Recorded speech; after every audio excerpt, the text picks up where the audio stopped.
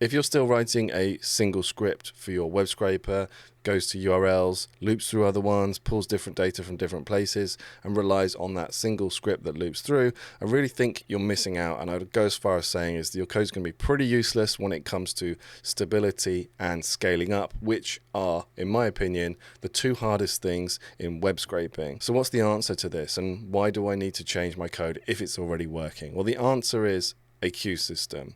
And this is very important, and it opens up so many doors of stability and scalability for you. So if you think your scraper works fine as it is, what happens if you end up scraping a site, you find a load of URLs, one fails, and your whole code falls over? So maybe you've written retries in, but you're still going to have a problem. You're not going to know where you got to. You might lose all the data that you've gathered so far. You might end up having to rerun the whole thing. This video is sponsored by Proxies, friends of the channel and the proxies I use myself. Whenever I'm scraping data, I always use the proxy, as I know then it's going to work in my production environment. Plus, when it comes to scaling up, like we're going to be doing here with the queue and worker system, it becomes even more important. With Proxy Scrape, there's 10 million plus proxies in the pool to use, all with unlimited concurrent sessions and from countries all over the globe, enabling us to scrape quickly and efficiently. If you're just starting out, I'd recommend looking into the residential proxies, as these are going to give you the best option for beating any bot protection, and I would recommend choosing countries that are appropriate to the site you're scraping and matching your own country where possible. I've also been having great success with the mobile proxies, although these have a bit more of a niche use case. And don't forget, you can auto-rotate or keep the same IP for a certain amount of time, depending on your use case. Either way, it's still only one line of code to add to your project, and we can let Proxy Scrape handle the rest from there. Also, any traffic you purchase is yours to use whenever, as it doesn't ever expire. So if this all sounds good to you, go ahead and check out Proxy Scrape at the link in the description below. Now let's get back to the video. With this queue system, we can push everything into our Redis queue in this instance, and then we can pull URLs from it with our workers. What this means is that if we pull a URL and we fail to get the data for whatever reason, we can then write code that's going to push that URL back into the queue. Maybe it goes into a priority queue, or maybe it goes into a holding queue that notifies us later. But what it means is that our code does not fall over, and even if one of our workers does fall over, we can restart it, or we have other workers running. So it provides us a massive boost in stability and resilience when web scraping. The second thing that is super important and really worthwhile in this instance to use a queue is scalability. As I described, we pull URLs from our queue to our workers to pull the data from the URL from the website. We can run as many workers as we see fit. And not only can we run as many workers as we see fit to extract data, we can also do the same when it comes to parsing. It decouples our code, gives us great separation of concerns. Different parts of our program handle different things on their own, and that is their sole job. So let's talk about why we're going to be using Redis, as I mentioned earlier. Well, first of all, Redis is extremely easy to set up and run. You can run it on your local machine just by installing it. You could run it through Docker. You can do one-click installs on VPS cloud servers to run it. It's very easy to use. It integrates into Python very well, super simple. It's also very quick. We don't have to worry about it's all in memory, so there's no writing to databases or anything like that. It's simply going to save our URL into memory.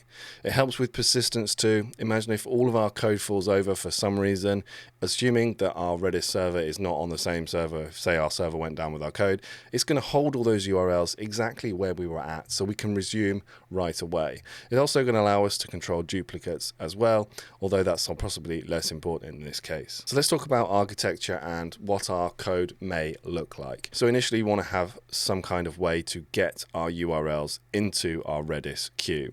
Now that depends on the site that you're scraping and how you want to manage that. Maybe you have a list already of CSVs that have come, from a client or that are important to you that you need to check.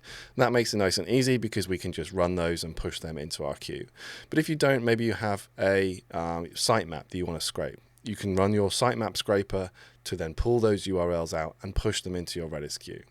Once you have a queue full of URLs, we're going to run a couple of different workers. The first one is solely to extract the data from that URL. It's going to poll the queue. It's going to check however often we want to check, maybe 5 seconds or something, and it's going to check if there's URLs in that queue. If there are, it's going to pop one out, which means it's going to be removed as it pulls it in, so it can't be picked up by any other workers. And then it's going to extract the data from that URL, from that website, and then we're going to choose what we're going to do with it. We can run multiple workers that will all work together and pull as many URLs as you want. So you can see how you can infinitely scale this across. And not only can you scale this locally across, but you could also scale this across multiple servers or multiple machines worldwide to give yourself a very, very wide net. Although, without going too far into it, be careful when it comes to using too many requests, and stay away from accidentally or intentionally DDoSing the website. Obviously scrape with care in mind. Finally, we can have a parsing worker. So let's say we have our Redis queue, which has our URLs in, our extraction workers extract the data, and then they push it back into another storage bin. You could store them on your Redis instance if you wanted to. I've done that before.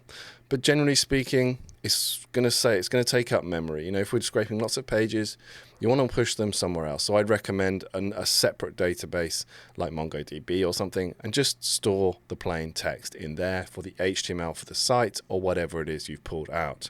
From there, we can then run workers that will check whatever our place is on my MongoDB or whatever, and pull that information out, parse it, and then send it back onto somewhere else as a complete scraped and parsed piece of data. But because this is all separated out, we can work on these separately. We can decide where we need to implement different parts of our code with different features. If we need certain things to parse, or maybe we want to build something else, there's a different way of parsing or something similar to that. It's easily done because our whole code is separated out. We don't need to start sticking things into loops and working that out there, which is going to be a massive mess. There's three kind of main mistakes I think that people might fall into when they start building queue systems, and I definitely did a couple of these myself. And the first one is trying to store too much in Redis. I mentioned this just a second ago, but if you try and push all your data back into your Redis database, as soon as you start to scale up, it's stored in memory. You're gonna have a potential to use up too much memory and have an issue. So store the scraped data separately somewhere else. Again, use Redis solely as your URL queue and build it out from there. And the second one is not having some kind of monitoring system built. As I mentioned, Redis is really easy to work with in Python. So I would have something separate that monitors your queues, and you can really see what's going on. It's very easy to write a simple piece of code that you can just run and check every now and again to see how many URLs are in your queue, see the state of it, etc. like that. And the third thing is building your extraction workers to do too much. You simply want them to take a URL from the queue and send on the actual scraped data down the pipeline. The only thing you want to do in there logic-wise is if you get a 403 or another bad status code, and then push the URL back. Don't try doing retries in there. Don't try and handle anything else. Don't try any parsing unless it's very, very small. But even then, I wouldn't bother. I would move that out, because as soon as you add that extra complexity into what should be a very, very singular task-orientated piece of code, you're going to have extra fail points where you're going to be going back into things where you shouldn't be. So storing too much, not monitoring, and trying to get your extraction workers to do too much is the main three things I think that people will fall over on. So overall, I think if you're not using a queue, you probably should be. But a queue alone isn't going to save you, but a well-designed scraping system built around that queue, I think will. I think it's very important. Web scraping at scale is very difficult. And just having a queue system like this will just make it easier to get going, although it's not going to be the be-all and end-all. We all know all of the other issues that are around web scraping and extracting the data. But I think it's not just a nice to have, it's pretty mandatory for building reliable, scalable web scraping code. So let me know what you think. Do you use a queue? Do you use Redis for a queue? Do you have some kind of other, smaller local queue? I know Python has queuing systems in it. Let me know what your thoughts are down below, and watch this video next so my YouTube session time watch grows and my channel grows with it. Thanks.